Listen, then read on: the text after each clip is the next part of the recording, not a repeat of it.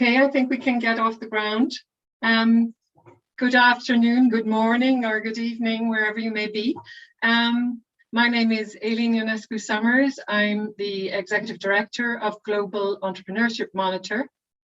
Global Entrepreneurship Monitor is a consortium of national country teams that is associated with top academic institutions worldwide. And what do? We carry out survey-based research on entrepreneurship around the world. In fact, GEM is the only global research source that collects data on entrepreneurship directly from individual entrepreneurs. And obviously that gives you great insight on numerous levels onto how entrepreneurs are thinking and acting. But we also look at the national conditions for entrepreneurship. I'm not going to go into any detail on that right now because we're accompanied today by two very expert speakers, long-time members of the Global Entrepreneurship Monitor. They are Professor Niels Bosma. He is with Utrecht University in the Netherlands. And he is also a member of our board. And we have Professor Rolf Sternberg, who is with Leibnitz University, Hannover, Germany. And he is leading the GEM Germany team and has been for many years. Over to the left there, you'll see our 2021-22 global report. And what we're planning to do in this session is to bring you some learning from that report, learning that will contribute also to a report that we're planning this year on the European region. Primarily European Union countries, but also comparisons with between countries and between regions and within regions. So there's an awful lot that we can actually present to you today, but this is, if you like, a teaser for a report that will come out on 31st of October later this year, and which is sponsored by Shopify. So I'm going to start off with by passing it over to Niels Bosma, and we'll get going. Thank you. Thank you very much, Aileen. Yeah, welcome everybody. Great that we can have this session, and well, as you indeed pointed out, Aileen, this is also well, a teaser, also a prelude to our report that we will publish by the end of October on GEM results in Europe, and in particular on European regions, which is quite a novel addition, I think, to all the information that we have in GEM. And by this, we were also interested in your input. So we also hope to have a Q&A at the end and to gather your input and questions. So my role will be kind of a very basic introduction on how we are going about this and what kind of GEM evidence we expect to present in this report, and that we already have in our project. So maybe we can go straight into the next slide. Thank you. So this is an overview. So in GEM we have all kinds of indicators that link to entrepreneurial perceptions, entrepreneurial activity, and entrepreneurial aspirations. This is one of the key measures that we have, which measures early stage entrepreneurial activity. It includes initiatives that are being set up but not yet operational, so there's no income yet from these entrepreneurial initiatives. As well as entrepreneurial initiatives that receive income and are no longer than 42 months old. So it's a kind of a very generic early stage entrepreneurship measure, gathered from survey data, indeed, from more than 2,000 adults on a yearly basis. These indicators are actually averages over the past 3 years. So we wanted to give a kind of overall impression on how this early stage entrepreneurial activity rates can be compared across countries. So you see that there is quite a difference among European countries on this measure already. Well, you can argue a lot about it. It would be take too much time to go in depth about all the different explanations that go behind this. but you can think of cultural effects. You can think of really economic effects. So also the general level of wealth can determine this rate. Both positively and negatively, right? Because if there's a high level of wealth in a country, maybe for instance in Norway, it may mean that there are a lot of good job opportunities, so less inclination to be involved in independent entrepreneurship.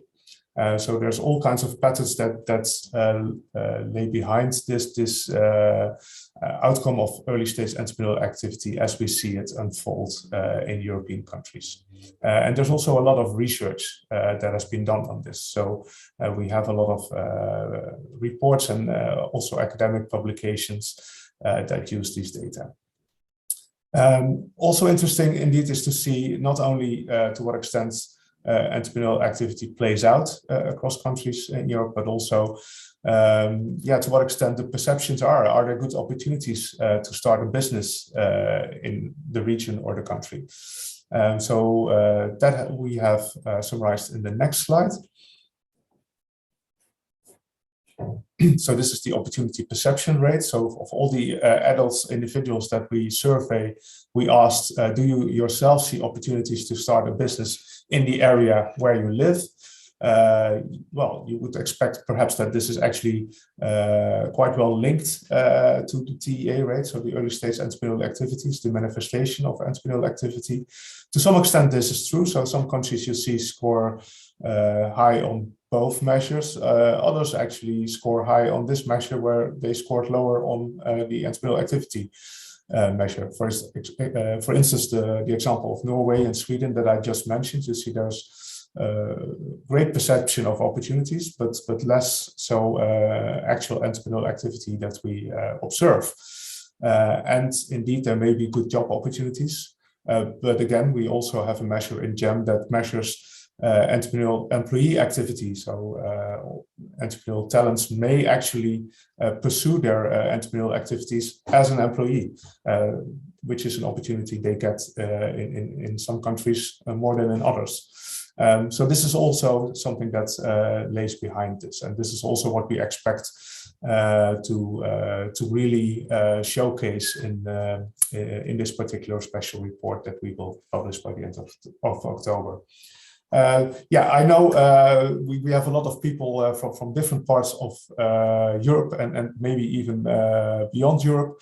When you see a map like this, you always go, you focus on the results of your own country. So I will not pay too much attention to individual countries. Rolf will actually go more in depth on Germany later on. But for now, it's important to really see what the overall pattern looks like. A final measure that I would like to bring to the fore is more kind of a cultural perception measure that relates to entrepreneurship, which is the fear of failure rate, based on the question whether fear of failure would withhold you from starting a business. So that is the question that we asked to the individual adults in every country. So you see a little bit less variation there. So the rates are a little bit closer to each other, but you also see some that there is probably some cultural explanations behind it. You also see, for instance, mostly in Southern Europe, these fear of failures tend to be higher. We should also note here that with this particular measure, that the average respondent in say, the Netherlands or Finland may look at the average business in a different way than in Portugal or Spain, right? So this is also something that we need to accommodate. And that's what we also do in the research that's behind this data collection. Maybe you can go to the next slide, because we will then slowly move into the regional perspective. First of all, next to showing differences among countries. So I'm from the Netherlands, and I have some experience in analyzing this data together with colleagues from Pantea, who executes the research in the Netherlands. So you can, for instance, if you collect multiple years of data, really see some interesting trends over the years. So for instance, in the Netherlands, we really saw over time in this TA rate, a big jump in the female entrepreneurship rate. which is very interesting. Of course, we saw also a jump in the overall rate, but very much so also even more from the female side. So this is an interesting development. And what you can also do is do a breakdown by age, for instance, and compare across countries. And also here we observed a little bit deviant pattern for the Netherlands compared to most other European countries. So we highlighted a few of them, as well as the United States. But for instance, we saw that especially in the past few years, in the youngest age category, so the 18 between 24 years old, there was a lot of uptake on entrepreneurial initiatives in the Netherlands. So this gives some interesting insights, obviously, for our policymakers. If we can go to the next slide, then some explanations on what we intend to do with the European Regions report, other than you will see in most global reports so far. So we collect the data, as I mentioned. In each country, we have a sample size of about 2,000 adults. And obviously, we report on this on the national level. So in all global reports, you will see measures by country. We did collect, obviously, data from individuals. So we know in what region they live. And by merging the data over a couple of years, so we expect to do this over 5 or 6 years, we can create regional samples. And we need to be restrictive there. So some regions may actually only have 100 or 200 respondents, and we want to have a minimum size of probably 800 respondents in every region. But by doing this, we can actually create a very interesting database that covers, we expect, 27 countries. Most of these will be EU countries. So we will probably have 23 of those, plus 4 other European countries, and about 200, maybe even 250 regions. So very rich data in which we can show the regional differences of entrepreneurship, entrepreneurial perceptions, and how this links to each other. So this analysis needs to be done. So that's what we will do over summer. We did already do a lot of nitty-gritty work on harmonizing the data with these regional identifiers. We really needed to go back to in the original data to see to which region does this this respondent correspond, and is this consistent over time. So it's a lot of work that has already been done. So now it's really making sure that we can do the analysis. We will also have a special attention to the biggest countries in Europe, because that's also what our sponsor Shopify is mostly interested in. And yeah, some snapshots of what you can expect are in the next slide. So maybe we can move on straight to the next slide. This is actually old work, so I should acknowledge that. So this is work that we did in the past also, basically with a very similar methodology in which we created regional indices for based on the Global Entrepreneurship Monitor data. Also shared this with these European countries at that time. So this is, for instance, this is the same measure about perceived opportunities. So you will see actually some national differences there, but also some regional differences, which may not always come to the fore, but we definitely observed also that, for instance, in urban areas, these perceived opportunities, but also some of the indexes on early stage entrepreneurial activity were higher. We could link that also to educational levels and other explanations. So we definitely were able to do some interesting analysis there. So this has been published, but really based on all the GEM data. So we can definitely make an update on this with more regions, because we, in the meantime, have also surveyed more European countries. And some follow-up research is also, so if we can go to the next slide, is on, for instance, how does this link to economic growth? So I will not go in the details on this one as well, but we try to identify different groups of countries that show different relationships between entrepreneurial activity and subsequent economic growth. And there we also saw some interesting patterns there, also linking it to the relevance of entrepreneurial ecosystems that we will also try to capture in this European regional report. So really to see if there's a fertile ground, if there's good conditions for starting a business in these environments. 1 more minute. Yes, I think I'm nearly done. So this is, I think, what I wanted to share. So then I think we can move straight on to Rolf and probably leave the questions for later. May I just intervene first and say that if you have questions that are already, occurring to you, please put them on the Q&A. No problem. We definitely want to have a conversation with our participants later. There are about 50 of you out there online. So please don't hesitate to put your questions in the Q&A, and perhaps if you have just comments in the chat, okay? Comments in the chat, actual questions in the Q&A. Thank you so much. And over to you, Rolf. Thank you.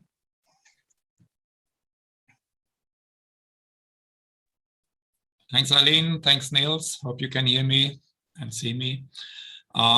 It's a great pleasure to be a part of this meeting because the content is interesting.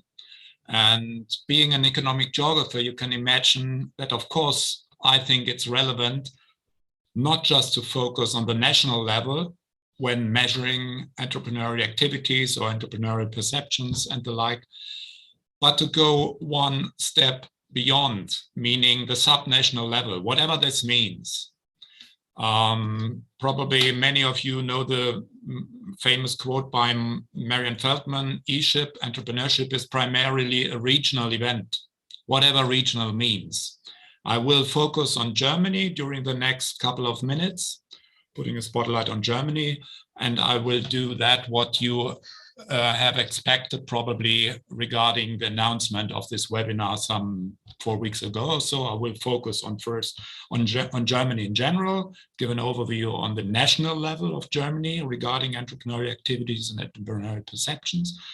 We'll then go forward to the subnational level, different dimensions there, and we'll then give some short information about what COVID-19 meant and still means for entrepreneurial activities in a country like Germany, also from a geographical perspective.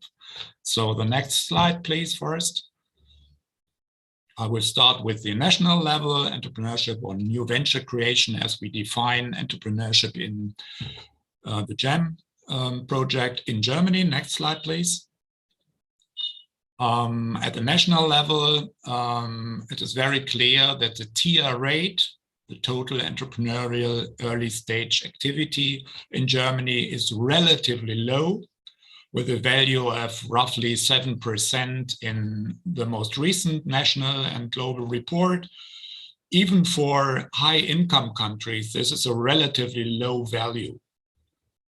And even more so if you would compare the German value with the values of the middle income countries or low income countries. So relatively low level of entrepreneurial activities in Germany. Next slide, please. If you compare this TR rate over time, and we can do so for Germany, as Germany is participating in GEM since the inception of this research project, even since 1998, but I start this time series with 2001 because of data is more comparable if we start with 2001. So if exactly 20 years, and you can see that for most of the years, the TR rate in Germany was between 4 and 6% of the adult population, the 18 to 64-year-old. However, in the last 3 years, surprising things happened. In 2019, in Germany, there was the highest TR value ever. 2019 was just before the pandemic started. Then there was a sharp decrease in 2020, and the difference is significant, statistically significant. This is important. These bars show the confidence intervals. They do not overlap between 2019 and 2020. And then in 21, again, a relatively sharp increase of the TR rate in Germany in between the pandemic. This is surprising and very interesting to see. And I will compare these German values a little bit later in the pandemic part with other comparable countries. Next slide, please.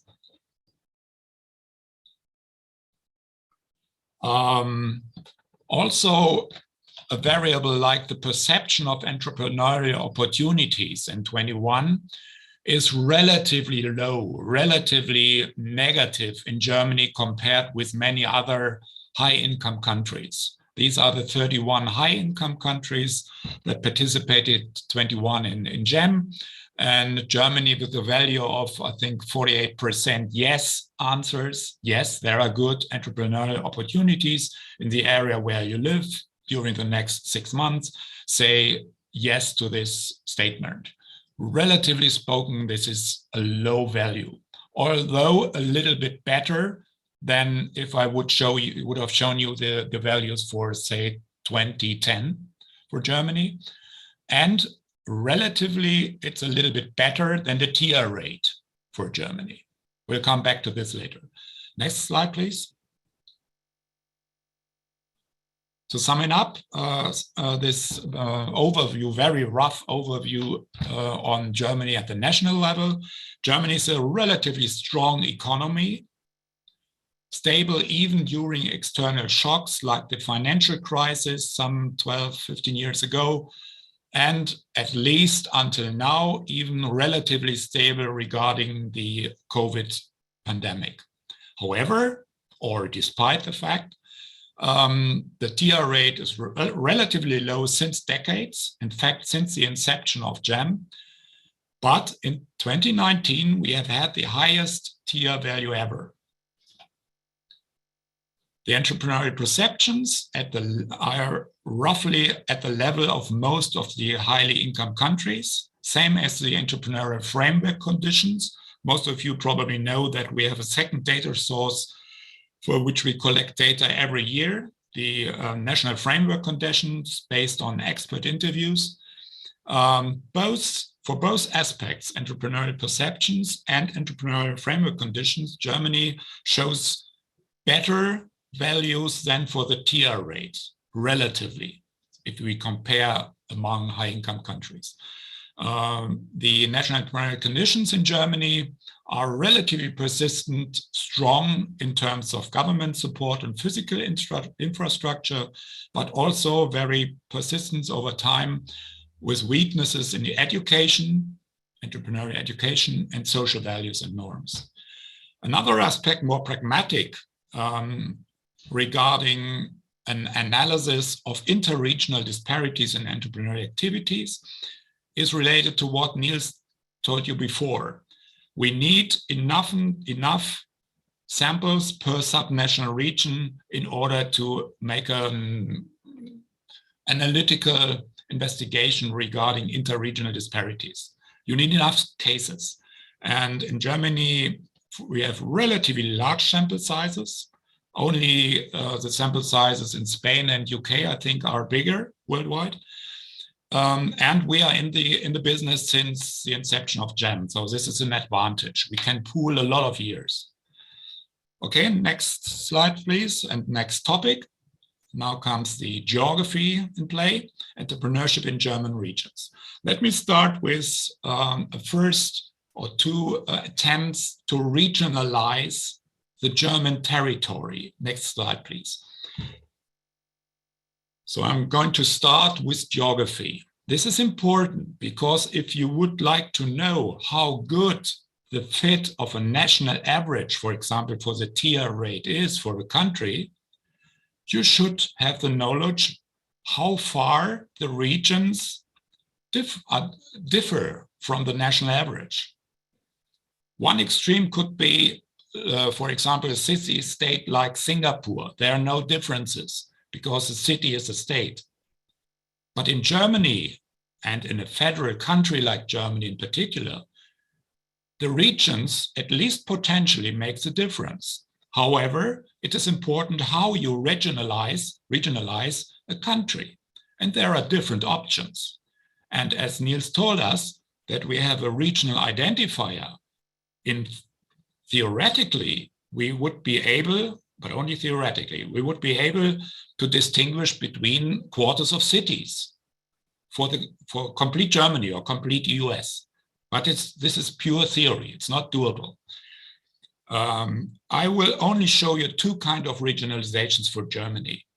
And the measures we identify there make a difference whether or not you say, okay, the interregional differences are big or are low. Depends on the regionalization. The first one is districts. We have roughly 400 districts in Germany, 404 to be precise. And I combine the number of districts and this map of districts with the categorization of the urban kind of urbanity of these districts. There are large cities, the red ones, the big cities like Berlin, like Munich, like Hamburg, you can see them. Then urban districts, but not large urban districts. Then these are the yellow ones. Then the light green ones are slightly urbanized rural areas or districts. And then the dark green ones, sparsely populated rural districts. And I will use this categorization a little bit later to show you differences across regions based on TR rate and some perceptual variables. Okay, let's have the next one. These are not districts, but next, yeah, so-called planning regions. There are 96 planning regions in Germany.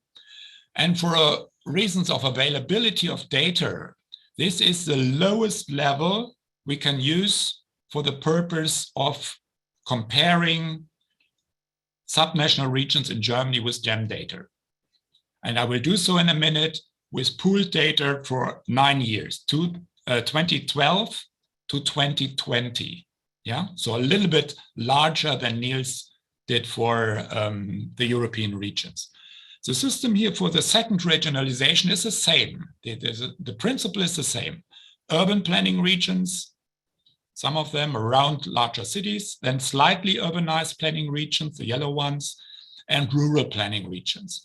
And you can very easily see from that map, for example, that there are strong Western-Eastern disparities regarding these structural regions. Eastern Germany is much more rural than the Western part is. And within the Western part, there are disparities between the North and the South. And these framework conditions have a strong impact on TR rates and on some entrepreneurial perception variables as well. Next slide, please. So to sum it up, this part, the second part, we have in Germany, in general, we have relatively low interregional economic disparities regarding GDP and other things, relatively low compared to the UK, for example, where there's one dominant urban agglomeration with London, or compared with Japan, one dominant urban agglomeration. We do not have this in Germany. Berlin is not dominating. Berlin is the biggest city, but not dominating in terms of population, economic things, and others. But this topic of interregional economic disparities has nevertheless become increasingly relevant in terms of policies. For example, the disparities between urban and rural areas, or Western and Eastern Germany, for other reasons, but with significant effects for elections, for example. Yeah, interregional inequalities in entrepreneurship are larger, in general, are larger than for other economic indicators, like, for example, unemployment rates or GDP per capita and others. Having said this, this means that neither Berlin, the so-called hotspot of entrepreneurial activities in Germany, in fact, Berlin has the second highest TR rate among all the federal states or regions, planning regions, behind Hamburg. So it's not the highest value, but nevertheless the second highest. Neither Berlin nor the national average of Germany are typical for entrepreneurship level and perceptions in most of the German regions.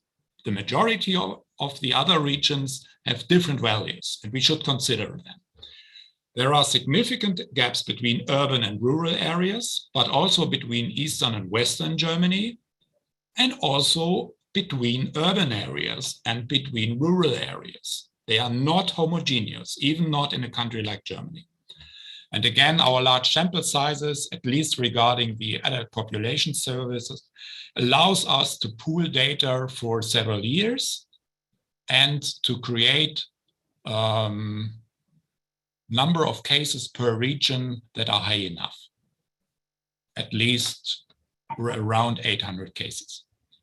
Okay, next and last part of my presentation is regarding the effects of the current pandemic. The pandemic is not over, as we all know, but this is an interim result. Next slide, please.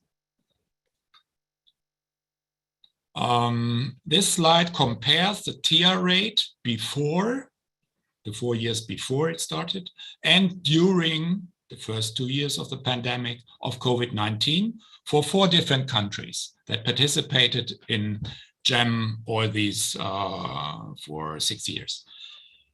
The patterns are very similar for at least 3 of these 4 countries. The TR rate was higher before the pandemic started than in 2020. But in 21, surprisingly enough, the TR rate during the pandemic increased again. And it increased at a value that is higher, for these 4 countries at least, than it was the 4 years before the pandemic started. Next slide.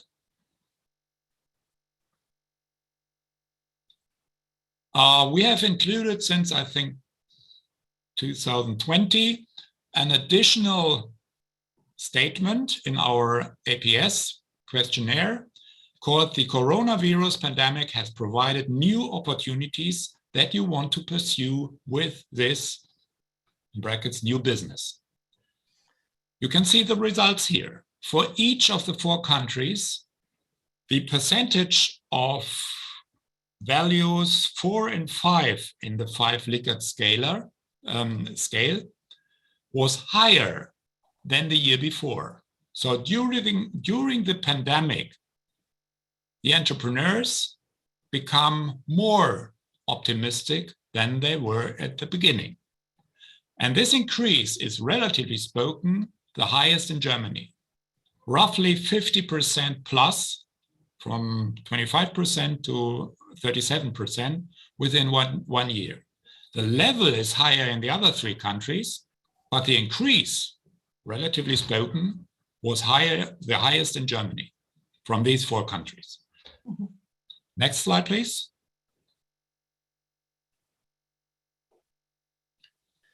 Can you wrap up within the next minute or 2? Yes, I will do so. The pandemic also has an impact on the geography of entrepreneurial activities.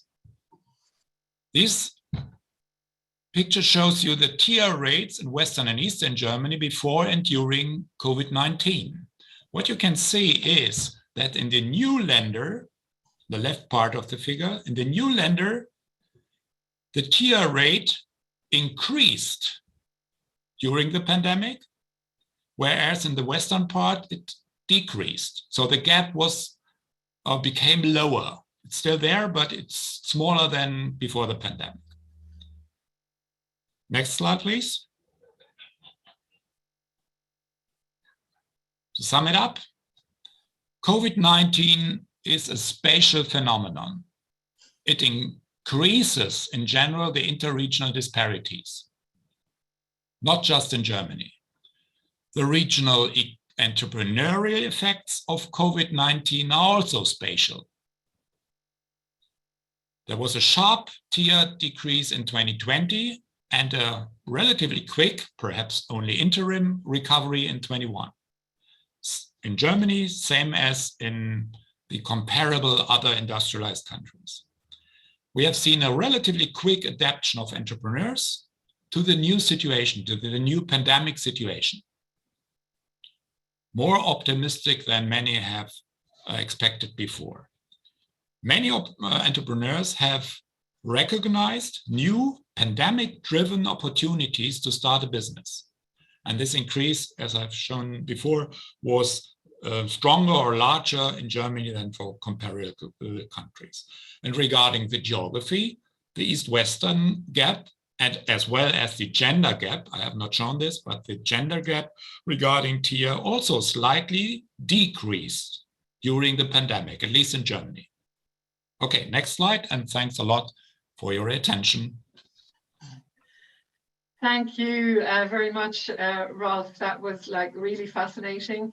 I always think it's really interesting to go in specifically into one country and its regions, because entrepreneurship, as we know, is a very local phenomenon.